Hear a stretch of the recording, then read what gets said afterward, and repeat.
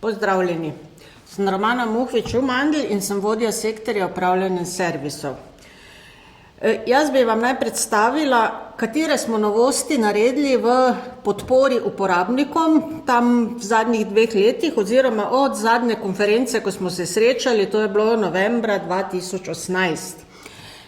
Večina vas pozna servis uporabnikom in ve, kaj se v tem servisu dogaja, bi pa jaz vseeno tokrat izkoristila možnost, ker vas dosegam prek spleta, kjer se vas lahko prijavi in mislim, da vas gleda več kot običajno, ko pridete k nam na konferenco.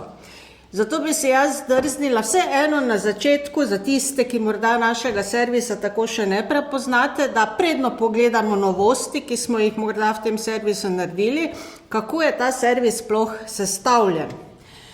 Servis upravljanje, sektor dejansko, upravljanje servisov ima 28 sodelavcev. Ne bojte se, ne bom vseh prebrala, ker jih sami lahko vidite, bi pa poudarila, da je ta sektor sestavljen iz 4 oddelkov. Izobraževanje, operativnost aplikacij, odnosi z javnostmi in pa uporabniški servis. Mislim, da ste že z marsikaterim od teh kolegov, ki so tukaj navedeni, bili v stiku ali po e-pošti, ali preko klepeta, ali mogoče preko telefona, kakorkoli. V glavnem te sodelavce več ali manj poznate, ker so prvi stik z vami. Mi smo tista prva vstopna točka, prek katerih uporabniki pridejo do nas. Zdaj v našem sektorju in v oddelkih tega sektorja dejansko ne načrtujemo novih zadev, ampak v bistvu te zadeve, nove segmente, nove produkte delajo v drugih sektorjev, kjer so vam kolegi že ali pa še vam bodo predstavili novosti. To je recimo sektor za bibliografsko kontrolo, sektor za razvoj programske opreme. V našem sektorju pa skrbimo, da so te novosti vam predočene, da vam jih pomagamo pri uporabi in tako dalje. Skupna naloga vseh oddelkov tega oziroma sektorja je, torej, da pomagamo knjižnicam, nacionalnim centrom, ki so v mreži Cobisnet, in tudi končnim uporabnikom. Tudi navsezadnje bralci se obračajo na nas, raziskovalci. In ta pomoč se nudi tako vsebinska, tehnična, tudi pri promociji sodelujemo.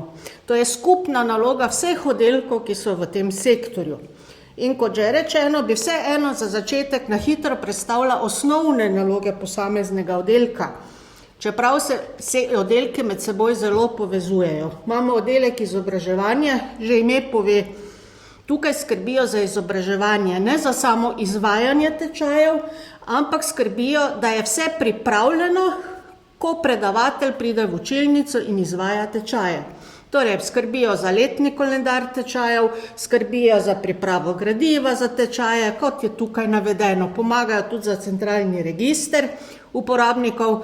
Vsi veste, da ko se prijavite na kakšen tečaj na Izumu, se morate registrirati v registru, se prijaviti in tudi tu so potrebne pomoči. In tako tudi pomagajo nacionalnim COBISS centrom pri tem registru.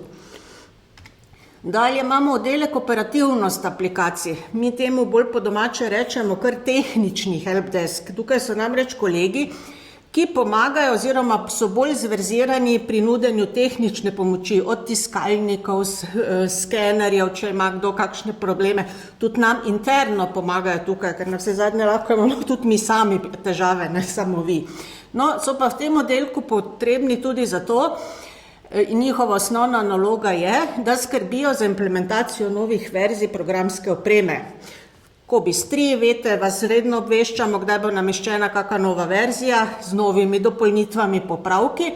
Ni pa njihova naloga samo nameščanje COBISS 3 programske opreme, ampak tudi opreme, ki jo vi dejansko, in softvera, ki ga vi dejansko ne vidite, to je zadnji sistemska oprema, bi temu rekla, tudi zato so oni odgovorni, da se namešča, da potem vam, rečemo po domače, COBISS 3 špila tako, kot je treba.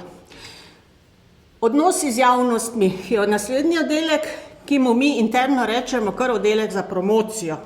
To je manjša skupina, manjša in pa tudi mlajša, bi rekla, ni še dolgo v našem sektorju, se pa njena pomembnost vedno bolj izkazuje. Namreč ljudje smo potrebni reklame, promocije, željni smo tega in tako smo ugotovili, da je potrebno tudi na vse zadnje za Izum in za Kobis, tako da v tem oddelku skrbijo za organiziranje konferenc, za promocijski material. Zelo so sedaj popularna razna družbena omrežja od Facebookov do Twitterjev in tako dalje. Tako da v tem oddelku skrbijo tudi za e-obveščanje, to vam je dobro poznano, ko vsake toliko dobite od nas kakšen mail, mi govorimo o cirkularnih mailih, ki se razpošljajo vsem v net in to pošiljanje odhaja prav iz tega oddelka. In potem eden večjih oddelkov znotraj tega sektorja uporabniški servis, no ti pa so dejansko v prvih vrstah. In to zgolj zato, ker pač tukaj se izvaja tisti prvi helpdesk, ko pokličete k nam, ali pokličete, ali po e-pošti, ali preko klepeta. Tukaj se izvaja torej tako imenovano dežurstvo, ki ga vidite, da ga izvajamo v bistvu cel dan, od zjutraj do večera in tudi v soboto dopoldne. Poleg tega pa kolegi v tem oddelku so tisti prva stik, ko se nova knjižnica vključijo, peljejo skozi prve korake, in prav tako sodelujejo pri testiranju nove programske opreme in seveda nekaj kolegov iz tega oddelka izvaja tudi tečajev. To sem zdaj na hitro vam predstavila, čisto za tiste, ki mogoče še niste vedeli, s kom komunicirate, ko pokličete na Izum, da vidite, kateri oddelki so. Še enkrat povem, ti oddelki so med sabo prepleteni. Imamo sicer zaraže koordinacijo, torej 4 oddelke, ampak s kolegi prepleteni so, sodelujejo med sabo. No in sedaj moj osnovni namen je, da vam pa pokažem recimo, kaj bi v povezavi z našim oddelkom, to je z podporo uporabnikom, bilo za izpostaviti, da je bilo narejeno tam od konference Kobis, ki je bila novembra 2018 do danes. Kaj bi izpostavila? Verjetno je marsikdo od vas slišal, da smo v letih od 2015 do 2018 imeli velik projekt vključevanja šolskih knjižnic v sistem Kobis. To je bil projekt, ki je dal pod ministrstvom izveden in ki je dal veliko dela tako šolskim knjižnicam kot tudi nam. No, projekt je bil uradno avgusta 2018 zaključen, vendar pa smo mi imeli zaradi tega projekta še kar precej dela na podlagi tega projekta tudi po tem času. In tako smo na veliko in z veseljem predstavljali potek tega projekta na raznih srečanjih, tako na Zvezi bibliotekarskih društev, na konferenci Mreže znanja. Povabljeni smo bili celo na posvetovanje šolskih knjižnic v Srbiji, v Čačku, kjer so, moram reči, bili navdušeni nad našim projektom, kako je bil izpeljan v sodelovanju s šolskimi knjižnicami in so bi imeli namen poskusno izvesti tudi pri njem takšen način na nekem ožjem naboru šolskih knjižnic, ampak je situacija zdaj na žalost prinesla do tam, kjer smo, do koronavirusa, tako da zadeva je začasno obstala. Posledica tega projekta je bilo tudi, da smo za nekaj šolskih knjižnic izvedli konverzije. Namreč šolske knjižnice so pred vstopom v Kobis delale v drugem sistemu, tukaj zapisano VIN-KNJ ali pa šolska knjižnica, in kjer so imele ta baze na teh sistemih dobro urejene, smo se zmenili, da so ki so se odzvale na dopis ministrstva, da smo iz njih izvedli konverzijo. To se pravi, da niso rabile ročno ponovno polniti zapisov, ampak da se so zapisi iz prejšnjih sistemov v Kobis prenesli programsko. Zdaj, kjer ste že kdaj delali kakšne konverzije ali pa poznate, veste, da zadeva ni ravno trivialna. No, potem smo iz naslova šolskih knjižnic, ki so se vključile in ker je bilo njihovo vključevanje, moram reči, zelo pospešeno in zelo koncentrirano, se je ugotovilo, da so nekatere skozi obdobje neko znanje pozabile, zato smo za njih organizirali obnovitvene delavnice. Sporedno pa se je ugotovilo, da s tem, ko so se vključile šolske knjižnice, smo dobili precej novih članov, kandidatov, da tako rečem, to je učence osnovnih šol in pa tudi dijake. In je bilo treba tudi njih na nek način jim približati Kobis Plus in projekte, zato smo razvili še delavnico, kako učencem in dijakom približati sistem Kobis. Delavnica je bila zelo povpraševana in je nismo izvajali samo na Izum, ampak smo z njo šli, bi rekla temu, po celi Sloveniji. No, tukaj potem velja še omeniti, kjer ste že dalj časa v sistemu, se spomnite še tako imenovanega COBISS-2. Zdaj uporabljate COBISS-3, kateri ne veste. In COBISS-2 smo imeli eno obdobje, ko je bilo treba, dolgo obdobje, ko je bilo treba iz COBISS-2 preiti na COBISS-3, tako v vseh segmentih, od zaloge, izposoje in katalogizacije. No in avgusta 2019 je nekje pri nas tisti mejnik, ko pravimo, da je konec dobe ere COBISS-2, ker smo takrat zaprli dostop še do zadnjega segmenta, ki je bil na COBISS-2, to je COBISS-2 izpisi. In tu seveda je bilo treba marsikaj tudi knjižnicam narediti in je bilo tudi kar precej dela v našem sektorju. Nekateri poznate tudi še pridruženo članstvo, nekoč so namreč knjižnice, ki niso bile v sistemu COBISS, ki niso zapisov delale v tem sistemu, so pa lahko iz sistema zapise vlekle v svoje neke lokalne sisteme baze. Govorili smo o pridruženem članstvu, no to članstvo smo marca 2019 preklicali, oziroma takrat smo preklicali še zadnje pogodbe. No, kot rečeno, zelo pomembna je promocija, zato tudi, kot sem omenila, en mlajši, novejši oddelek v našem sektorju in ravno ta oddelek skrbi, da se promovira COBISS v COBISS-net sistemu. Tako smo organizirali tako imenovane COBISS dneve v Makedoniji, v Štiplu, v Črni gori, v Cetinjah, v Srbiji, v Beogradu. Nadalje, kaj še lahko v tem obdobju izpostavimo? Poznate verjetno, ali pa če še niste, poišče na naši spletni strani, Izum izdaja revijo Organizacija znanja, kratko rečemo OS. Tukaj smo v našem sektorju pomagali pri prehodu na novo platformo, prej je bila zadeva pripravljena v Flipping Book, sedaj smo jo prenesli v WordPressu in še se izvaja ta prehod in to tehnično zadnje je kar zahtevna zadeva. Nadalje smo v tem oddelku poskrbeli za prenos vseh dokumentacije, ki jo tudi vi dobivate, v kateri vas obveščamo, da je kakšen novi dokument, da je kakšen novi priročnik, dopolnitve priročnika. Ti dokumenti so prej bili na strežnikih in so bile manjše težave, ali zaradi komunikacije, ali kakorkoli. Zdaj smo vse te dokumente prenesli v tako imenovan OwnCloud. Naslednja novost, ki jo velja izpostaviti v našem sektorju, je glede vaših uporabniških zahtev. V glavnem se na nas z vašimi zahtevami, predlogi obračate preko elektronske pošte, to je podpora@izum.si in ta elektronska pošta vaša se zbira v eni točki, ki se potem, odkuder se potem razporeja na oddelke, sektorje znotraj Izuma.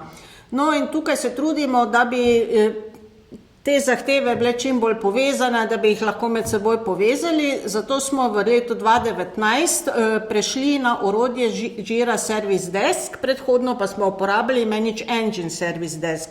Zakaj smo dejansko naredili to spremembo?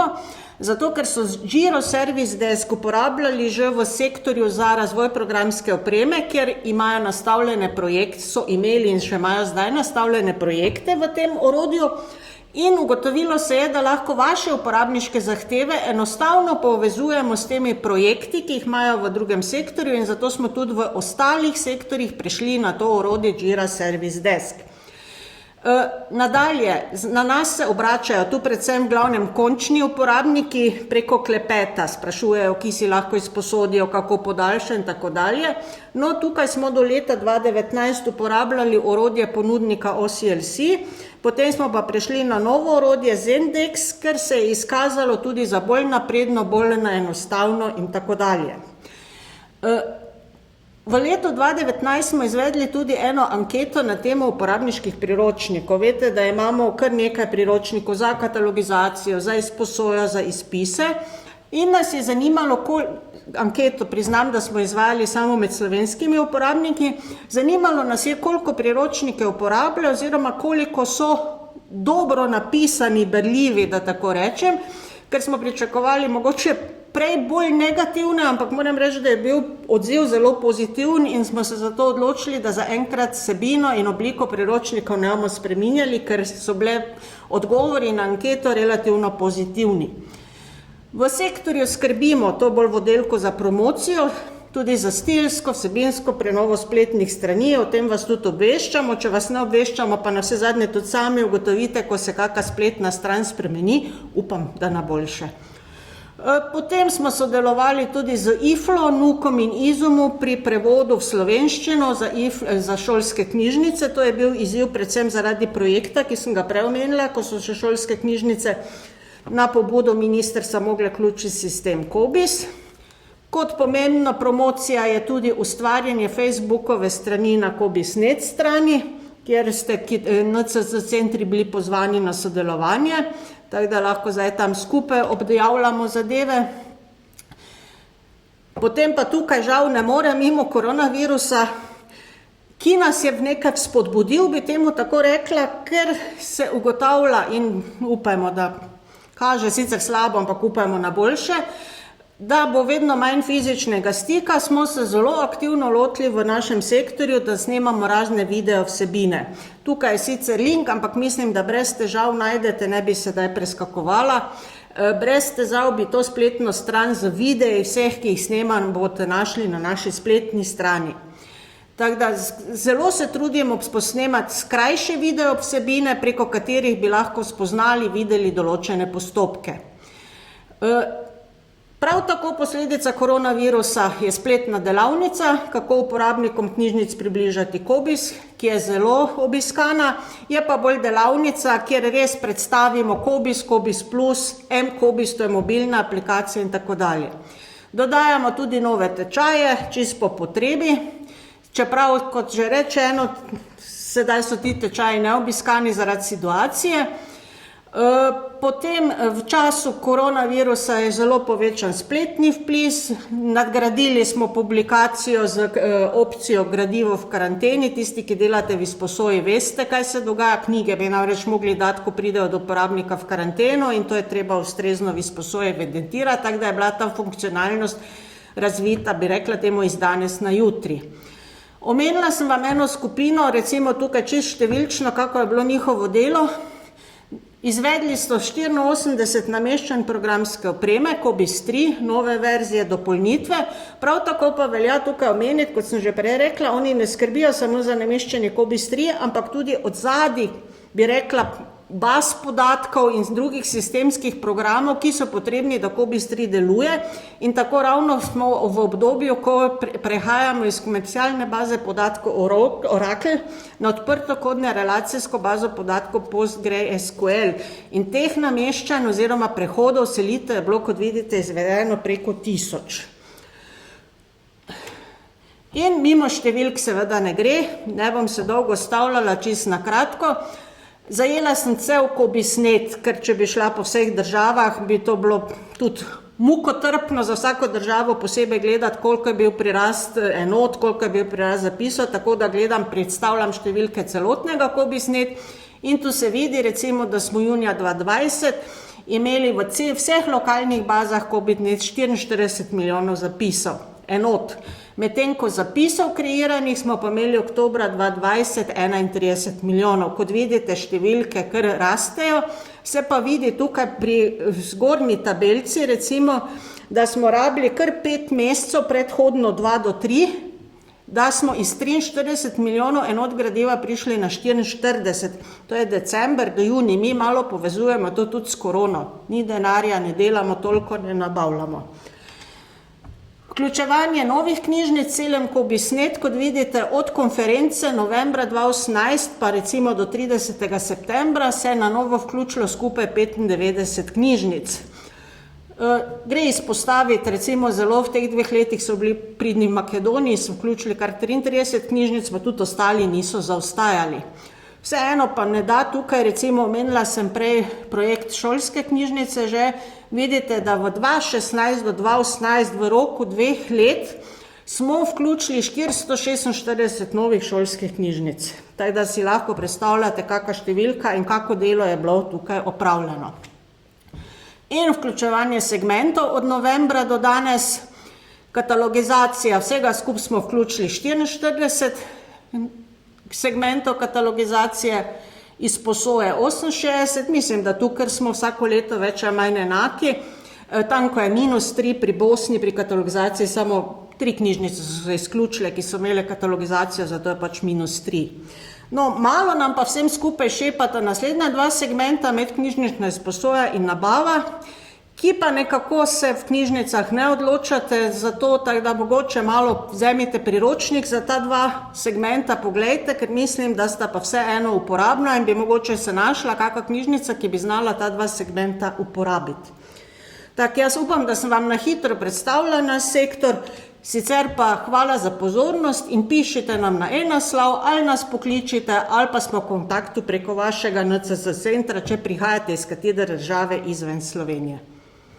Hvala.